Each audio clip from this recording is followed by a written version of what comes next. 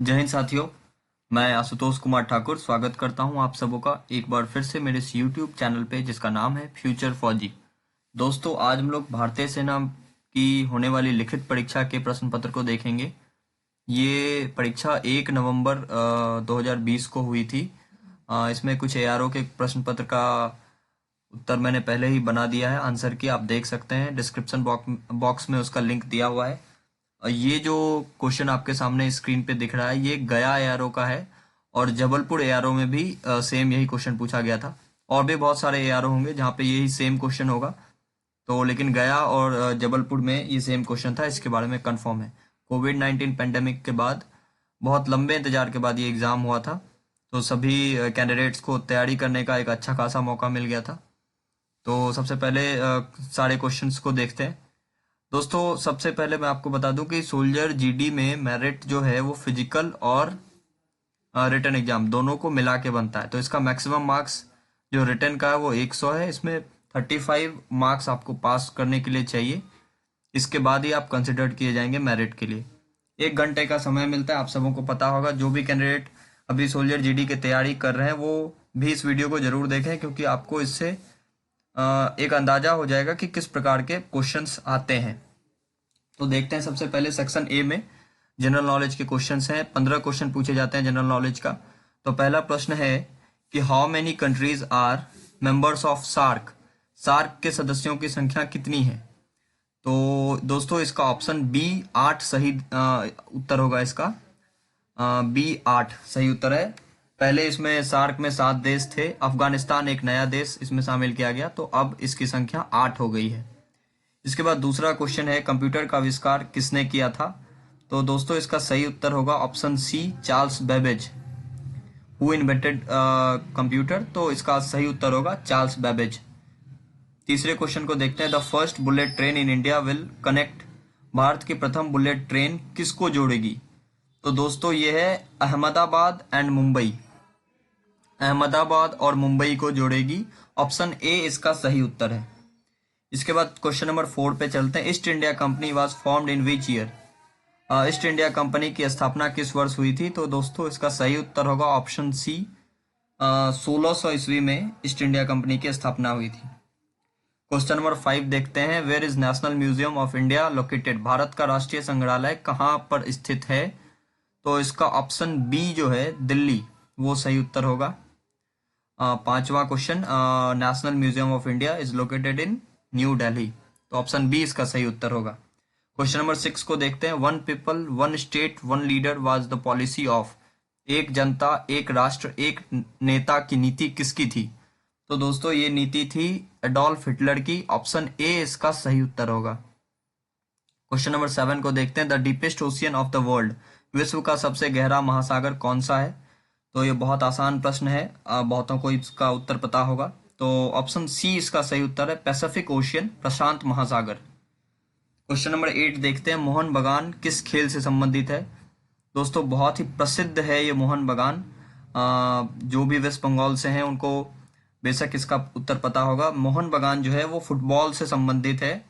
Option number B इसका सही उत्तर होगा, मोहन बागान रिलेटेड टू फुटबॉल। इसके बाद क्वेश्चन नंबर 9 को देखते हैं। रूस की क्रांति का जनक किसे कहा जाता है? Who was the father of Russian revolution? तो ये दोस्तों है लेनिन। ऑप्शन नंबर डी जो है इसका सही उत्तर है। इसके बाद देखते हैं दोस्तों कि the tenure of vice president, question number 10, tenure of vice president is of how many years. उपराष्ट्रपति का कार्यकाल कितने वर्ष का होता है? तो ऑप्शन नंबर डी इसका सही उत्तर है, 5 वर्षों का होता है।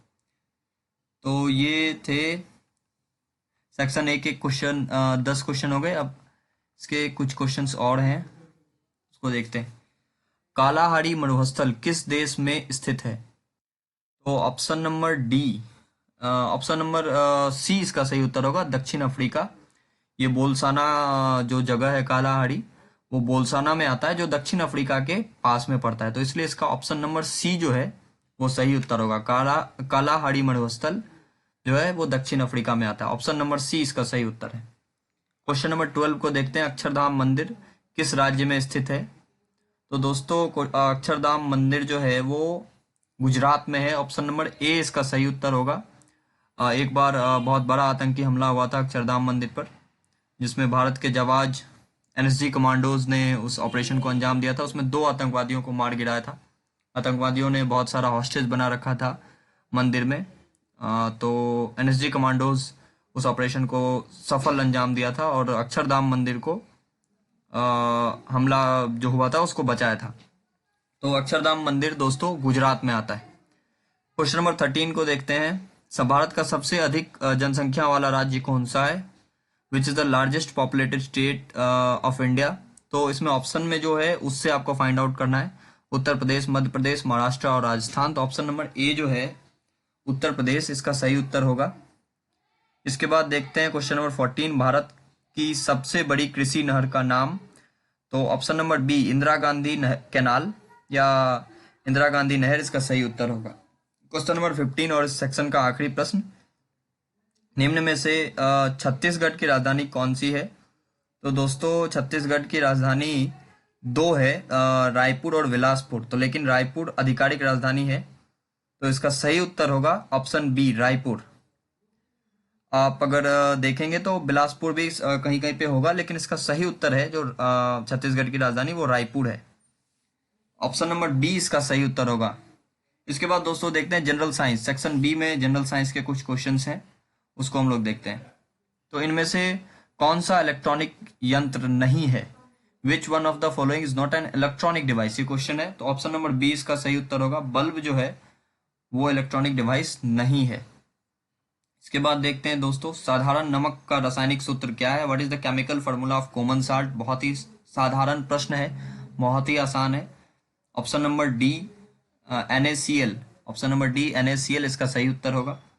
32 degree Fahrenheit is equal to जो 32 डिग्री फ़ारेनहाइट इक्वल्स टू कितने के बराबर होता है, ये आपको बताना है। तो ये option number B 0 degree Celsius के बराबर होता है।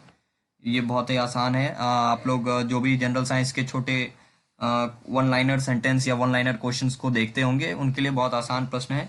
और आसान प्रश्न ही सैनिक सामान्य ड्यूटी यानी कि सोल्जर जीडी में पूछे जाते हैं। कोई ऐसा कठिन प्रश्न आपके लिए नहीं आता है। आप बेसिक्स क्वेश्चन को देखते रहें, वही क्वेश्चंस आपको आते हैं। क्वेश्चन नंबर 19 को देखते हैं। शीतल पेय में निम्न में से कौन सी गैस भरी होती है?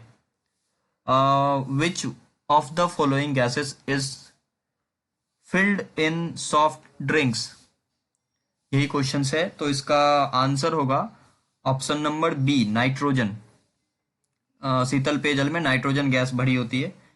उसके बाद क्वेश्चन नंबर 20 को देखते हैं। इसमें है कि प्रतिरोध का मात्रक कौन सा है? What is the unit of resistance. तो इसका ऑप्शन नंबर सी सही उत्तर होगा, ओम। ऑप्शन नंबर सी ओम इसका सही उत्तर होगा। 21 क्वेश्चन नंबर 21 देखते हैं। The unit of measuring astronomical distance is. तो दोस्तों इसका सही उत्तर होगा मीटर। खगोलीय दूरी मापने की इकाई मीटर को कहते हैं। इसके बाद क्वेश्चन नंबर 22 को देखते हैं दोस्तों। है प्राकृतिक गैस का मुख्य घटक कौन सा है? तो प्राकृतिक गैस का जो मुख्य घटक है, main constituent of natural gas, वो है दोस्तों मीथेन। ऑप्शन नंबर बी इसका सही उत्तर होगा।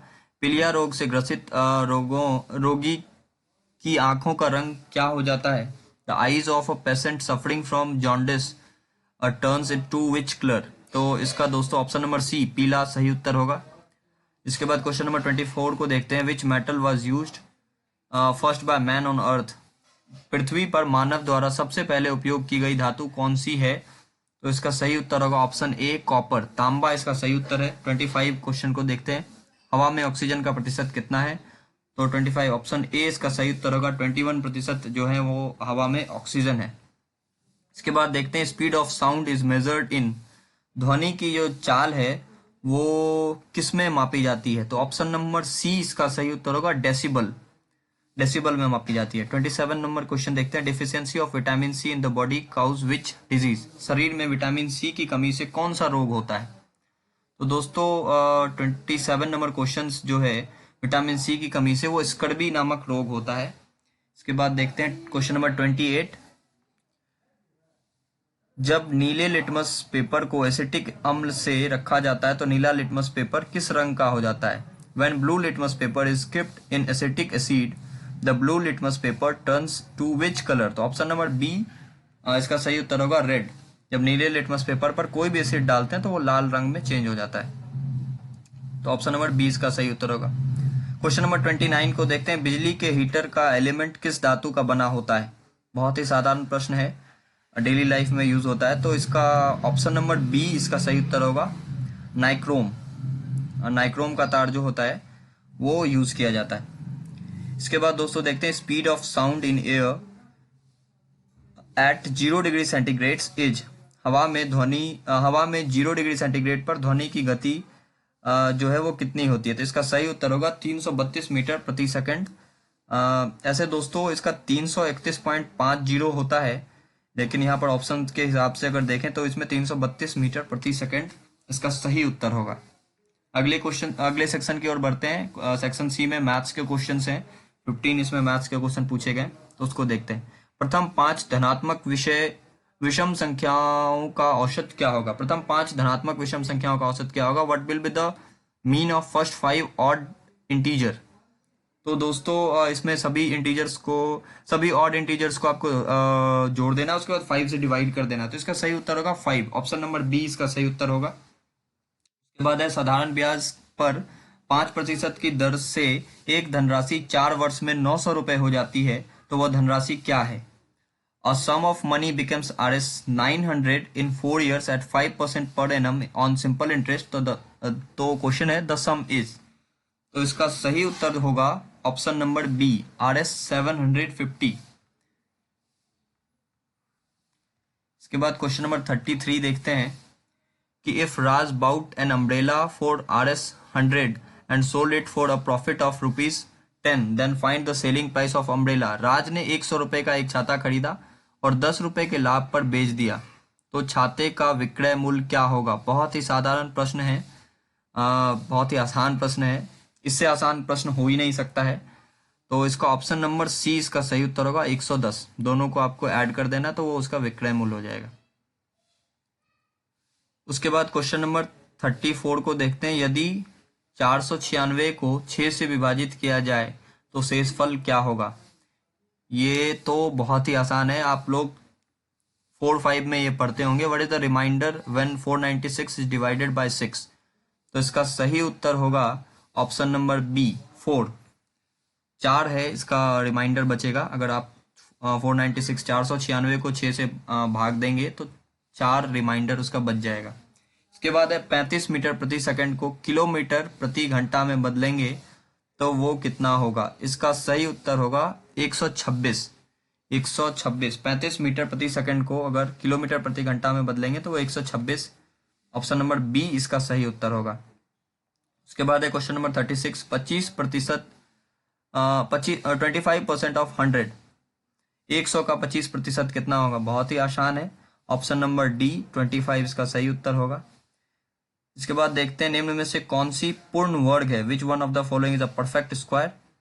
तो इसमें इसका सही उत्तर होगा ऑप्शन नंबर ए 1681 इसका सही उत्तर होगा।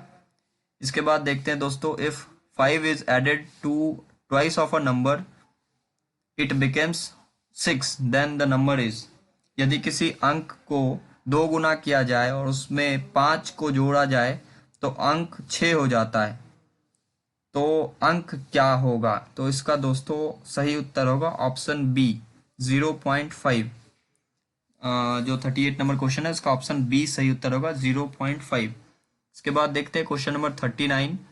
एक व्यक्ति की तनख्वाह 20,000 रुपये है। यदि तनख्वाह में 14% की वृद्धि होती है तो नई तनख्वाह कितनी होगी?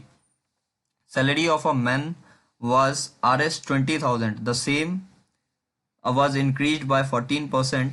Find the new salary. तो दोस्तों इसका जो परसेंटेज निकालेंगे सबसे पहले कि इसमें उनका 2800 रुपया इंक्रीज हो जाएगा, वो फिर उनके सैलरी में जोड़ देंगे तो ये हो जाएगा 22,800। ऑप्शन नंबर ए इसका सही उत्तर होगा। इसके बाद देखते हैं दोस्तों question number 40। Question number 40। What will be the sum of the greatest and smallest number of 4 digit? 4 अंकों की सबसे बड़ी और सबसे छोटी संख्या का जोड़फल क्या होगा?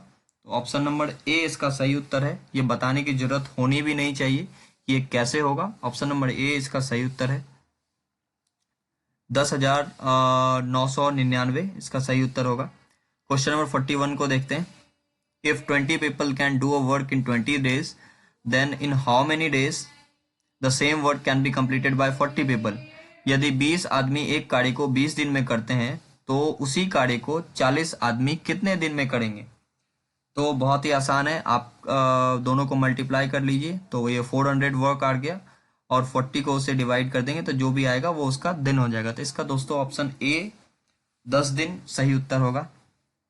इसके बाद क्वेश्चन नंबर 42 को देखते हैं। How many rectangular plots of dimension 40 metre by 60 metre can be made from a rectangular field of dimension 120 metre by 160 metre? ये क्वेश्चन है। क्वेश्चन थोड़ा धुंधला आ रहा है तो मैं उसको वापस से रिपीट कर देता हूँ, हिंदी में सही आ रहा है यहाँ पे। एक 120 मीटर और 160 मीटर के आयताकार मैदान से 40 मीटर और 60 मीटर के कितने मैदान बन सकते हैं? तो दोस्तों इसका सही उत्तर जो होगा वो होगा ऑप्शन नंबर बी 8। इसका सही जो मैदान बनेगा वो 8 बनेगा, तो ऑप्शन नंबर बी इसका सही उत्तर है। क्वेश्चन नंबर 43 देखते हैं। HCF of two number is 11 and their LCM is 693। If one number is 77, find the other number. तो इसमें क्वेश्चन है कि दो संख्याओं का महत्तम समावर्तक 11 है और उनका लघुत्तम समावर्तक 693 है। यदि उनमें से एक संख्या 77 है तो दूसरी संख्या ज्ञात करें। तो दोस्तों इसका सही उत्तर होगा 99। ऑप्शन नंबर डी इसका सही उत्तर होगा। इसके बाद देखते हैं क्वेश्चन नंबर 44। क्वेश्चन नंबर 44 को देखते हैं। From the given option complete the series. तो ये है 7, 14, 28 और 56। दिए गए विकल्पों की श्रेणी पूरा करें। 7, 14, 28 और 56। तो दोस्तों इसको बनाने के लिए देख लेते हैं कि पहले 7 से 2 को मल्टीप्लाई हो रहा है। 7 इंटू 2 14, 7 इंटू 4 28, 7 इंटू 8 56। तो अभी 7 इंटू 16 होगा, तो ये हो जाएगा ऑप्शन नंबर डी 112 इसका सही उत्तर होगा। और ये क्वेश्चन नंबर 45 है, इसको देख लेते हैं। पहले क्वेश्चन देख लेते हैं। If a perpendicular of a right angle triangle is 8 centimetre and its area is 20 centimetre then length of base is. बहुत ही इजी क्वेश्चन है। मैं चाहूंगा कि आप इसके आंसर कमेंट बॉक्स में जरूर लिखें। 4 ऑप्शन आपके पास है। मैं क्वेश्चन वापस रिपीट करता हूं। यदि एक समकोण त्रिभुज की का लंब 8 सेंटीमीटर और उसका क्षेत्रफल 20 वर्ग सेंटीमीटर हो तो आधार की लंबाई क्या होगी? ऑप्शन नंबर ए है 40 सेंटीमीटर, ऑप्शन नंबर बी है 8 सेंटीमीटर, ऑप्शन नंबर सी है 5 सेंटीमीटर और ऑप्शन नंबर डी है 20 सेंटीमीटर। ये क्वेश्चन मैं आप लोगों के लिए छोड़ देता हूँ, आप लोग कमेंट बॉक्स में इसके आंसर जरूर लिखें। इसके बाद चलते हैं सेक्शन डी की तरफ। इसमें 5 प्रश्न है, रीजनिंग का है और ये करीब करीब सारे यारों में सेम ही है। तो इसको मैं वापस आप लोगों के लिए पढ़ देता हूँ। क्वेश्चन नंबर 46 है कि Karim rank 16th from the top in a class of 49 student. What is the rank of Karim from the bottom? 49 विद्यार्थियों की एक कक्षा में करीम ऊपर से 16वें स्थान पर आया तो नीचे से उसका स्थान कितना होगा? तो इसका सही उत्तर होगा डी 34, वो 34वें स्थान पर होगा। इसके बाद क्वेश्चन नंबर 47 को देखते हैं कि 6 person can finish a work in 7 days, so 21 person can finish that work in how many days? 6 आदमी एक काम को 7 दिन में पूरा कर सकते हैं, तो 21 आदमी उसी काम को कितने दिन में पूरा करेंगे? तो इसका भी आंसर है ऑप्शन डी 2 दिन में पूरा कर लेंगे। 7 इंटू 6 42 हो गया, 21 को 42 से डिवाइड करेंगे तो 2, इसका सही आंसर 2 आएगा। इसके बाद एक ये कोडिंग का क्वेश्चन है, बहुत ही साधारण प्रश्न है। If PALE is coded as 2134, EARTH is coded as 41590, how will PEARL be coded? वापस आपको पढ़ता हूं। यदि PALE को 2134 लिखते हैं, EARTH को 41590 लिखते हैं, तो PEARL को कैसे लिखा जाएगा? बहुत ही साधारण है, बहुत ही आसान है। आप इसे ऑप्शन से भी बना सकते हैं और उसमें से मैच करके आप बना सकते हैं। तो इसका सही उत्तर जो होगा वो होगा ऑप्शन सी 24153। इसके बाद क्वेश्चन नंबर 49 देखते हैं। Mohan walked 4 kilometre forward forward east, then turned right and walked 3 kilometer. Again he turned right and walked 4 kilometer. After this he turned back. Now in which direction is he facing? दोस्तों बहुत ही धुंधला प्रश्न आ रहा है, इसलिए पढ़ने में थोड़ी सी दिक्कत आती है। हिंदी में पढ़ते हैं। मोहन पूर्व की ओर 4 किलोमीटर आगे चला और फिर दाहिने की ओर मुड़ गया। इसके बाद 3 किलोमीटर चला और फिर दोबारा दाहिने की ओर मुड़ गया और 4 किलोमीटर चला। बाद में वह वापस पीछे घूम गया। अब वह किस दिशा की ओर खड़ा है? तो इसका जो सही उत्तर होगा ऑप्शन ए होगा। ईस्ट, वो पूरब की दिशा में है। वो पहले पूरब की दिशा में चलना शुरू किया, उसके बाद दाहिने टर्न किया तो वो फिर दक्षिण की दिशा में हो गया, फिर दाहिने टर्न किया तो उसके बाद वो पश्चिम की दिशा में हो गया और वापस पीछे मुड़ गया तो वो पूरब की दिशा में हो गया। तो इसका आंसर ऑप्शन ए सही उत्तर होगा। इसके बाद आखिरी क्वेश्चन देखते हैं। From the given option fill the blank space.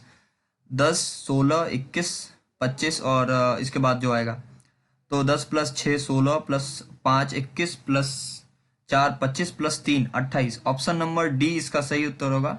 28 इसका सही उत्तर होगा। तो ये दोस्तों आपके कुछ क्वेश्चंस थे जो पूछे गए थे एआरओ गया और एआरओ जबलपुर। इसके अलावा भी किसी एआरओ में पूछा गया होगा, उसके बारे में मुझे नहीं पता है, लेकिन एआरओ जबलपुर और एआरओ गया में यही क्वेश्चंस पूछे गए थे। ये एकदम बिल्कुल सेम है और उसमें सारे का आंसर मैंने दे दिया है। क्वेश्चन नंबर 45 का आंसर मैं जरूर जानना चाहूंगा आप लोगों से। कमेंट बॉक्स में जरूर लिखें क्योंकि बहुत ही साधारण प्रश्न है और आप लोग इसको बना सकते हैं। जो भी कैंडिडेट अभी तैयारी कर रहे हैं वो अपने हिसाब से इस क्वेश्चंस के आधार पे आप देख सकते हैं कि किस प्रकार के प्रश्न पूछे जाते हैं सैनिक सामान्य ड्यूटी के एग्जाम में। तो आप उस हिसाब से तैयारी कर सकते हैं, उस हिसाब से अपने प्रिपरेशन को कर सकते हैं।